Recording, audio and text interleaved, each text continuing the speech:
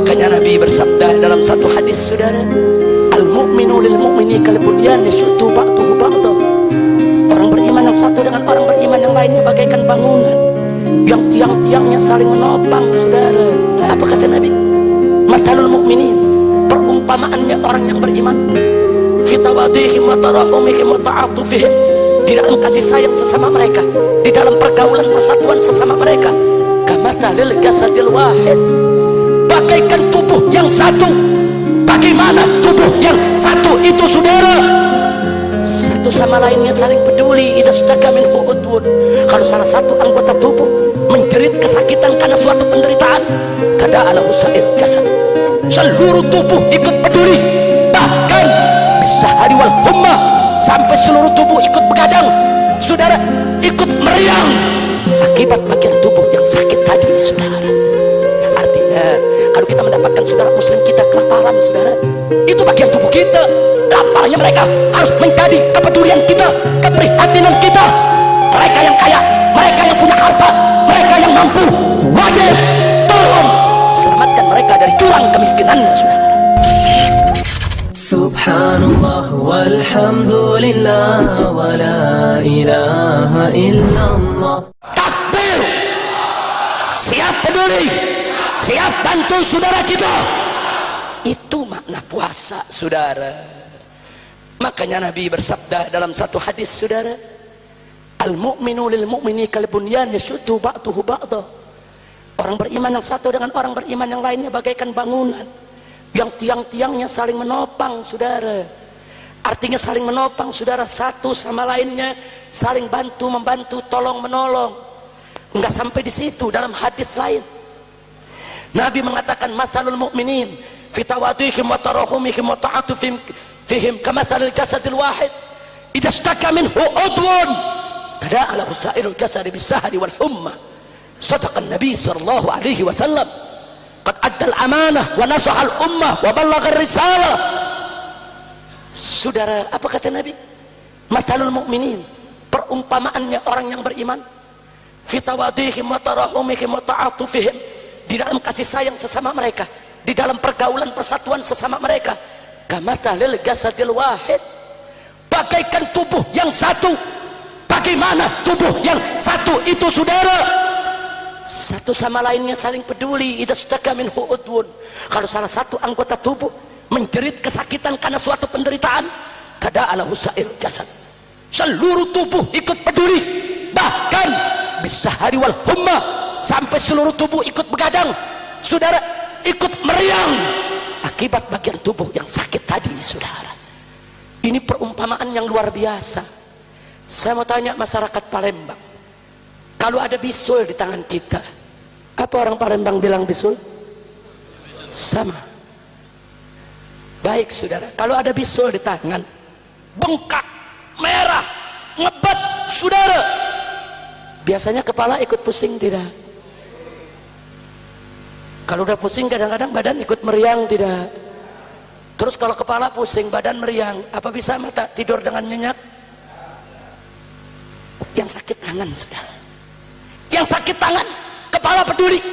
Yang sakit tangan, dari ujung kaki sampai ujung rambut kita peduli, ikut meriang semua. Yang sakit tangan, saudara, mata peduli, nggak bisa tidur. Saking bersatunya tubuh kita. Begitu Nabi memberikan perumpamaan orang yang beriman. Artinya kalau kita mendapatkan saudara muslim kita kelaparan, saudara, itu bagian tubuh kita. Laparnya mereka harus menjadi kepedulian kita, keprihatinan kita. Mereka yang kaya, mereka yang punya harta, mereka yang mampu, wajib tolong selamatkan mereka dari jurang kemiskinannya, saudara. Makanya tadi saya bangga dengan apa yang dikatakan oleh Bapak Gubernur, yang salah satu program daripada pemerintahan daerah di Sumatera Selatan ini adalah mengentaskan kemiskinan. Mudah-mudahan ini bukan hanya slogan, tapi mudah-mudahan ini menjadi satu program yang dijalankan oleh Pemda, didukung oleh ulama dan didukung oleh segenap rakyat Sumatera Selatan. Amin ya rabbal alamin. Begitu juga kalau kita lihat ada saudara kita yang bodoh, nggak punya ilmu, nggak tahu mana halal mana haram, nggak tahu bagaimana cara wudhu, bagaimana cara sholat, dia nggak punya ilmu, dia bodoh.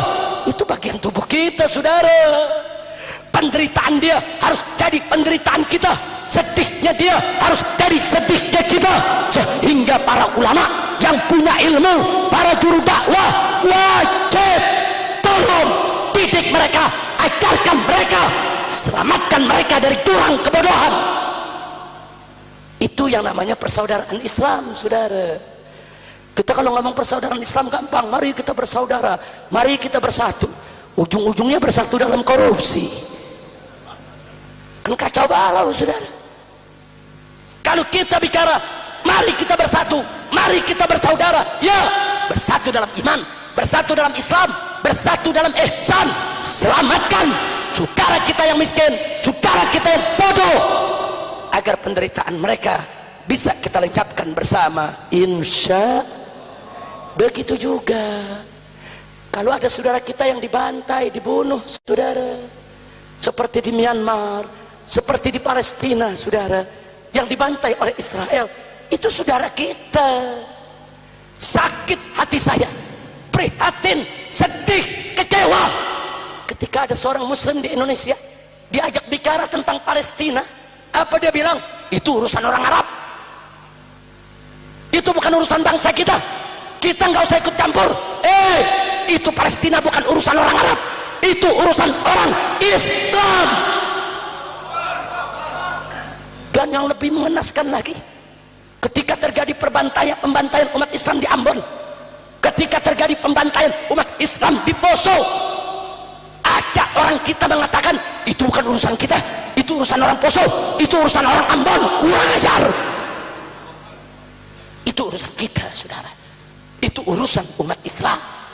Manakala pemerintah mengalami keterbatasan untuk menjaga keamanan, menciptakan keamanan, wajib seluruh anak bangsa untuk ikut memberikan bantuan, saudara. Di Ambon chaos, di Ambon chaos, saudara. Banyak oknum polisi dan anggota BRIMOB buka baju, saudara. Yang muslim ikut muslim, yang Kristen ikut Kristen, saudara. Chaos di mana-mana. Begitu pemerintah kewalahan untuk menciptakan keamanan di sana, kita mesti peduli. Itu urusan umat, itu urusan Islam, itu urusan bangsa dan negara. Enggak boleh kita bilang itu urusan orang Ambon, bukan urusan kita. Dari mana bisa begitu, saudara? Kira-kira jelas tidak? Begitu juga yang terakhir, saudara. Kalau kita lihat ada saudara kita yang maksiat, saudara kita yang berjudi, saudara kita yang melacur, saudara kita yang berzina, saudara kita yang melakukan aneka ragam kemunkaran dan kemaksiatan. Itu saudara kita, saudara. Itu saudara kita. Jangan biarkan mereka berbuat munkar, sebab kemunkaran yang mereka lakukan itu sedang menuntun mereka ke murka Allah, ke neraka jahanam, saudara. Itu saudara kita, bagian tubuh kita. Jangan biarkan dia masuk neraka, jangan biarkan dia dapat murka Allah. Nggak boleh kita diam, saudara. Makanya Nabi bersabda dalam satu hadis, apa kata beliau? Unsur akhaka zaliman aw madluman. Kata Nabi, tolong saudaramu, baik dia itu zalim maupun dizalimi. Kemudian sahabat bertanya, ya Rasulullah, nansuruhu in kana madluman. Tentu kita tolong dia kalau dia dizalimi. Fa kaifa nansuruhu in kana zaliman. Tapi bagaimana cara kita nolong dia? Justru dia yang zalim, justru dia yang berbuat aniaya. Apa kata Nabi? Tahjuzuhu an zulmi. Kau cegah dia dari kezalimannya. Fadzalika nasruh. Begitulah cara menolongnya. Subhanallah. Saya ingin mengingatkan, yang pertama, bahwa yang hak dan yang batil akan selalu berhadap-hadapan sampai hari kiamat. Bahwa antara yang hak dan yang batil tidak akan pernah ada perdamaian sampai hari kiamat, saudara. Antara yang hak dengan yang batil akan selalu saling mencari cara untuk saling menjatuhkan. untuk saling mengalahkan, untuk saling menguasai. Mimpi di siang bolong kalau kita ingin membuat hak dan batil hidup berdamping-dampingan, saudara.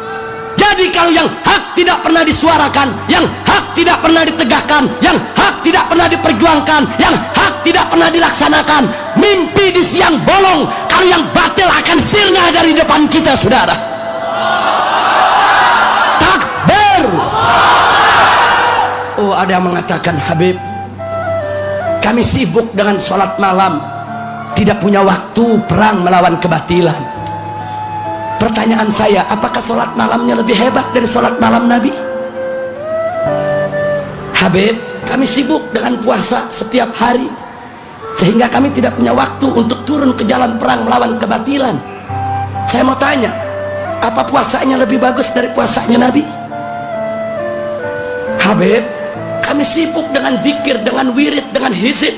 Kami nggak punya waktu untuk menyuarakan melawan kebatilan. Apakah zikirnya lebih banyak dari zikirnya Nabi? Apakah wiridnya lebih hebat dari wiridnya Nabi? Rasulullah Sallallahu Alaihi Wasallam uswatun hasanah, suri tauladan yang baik di setiap aspek kehidupan.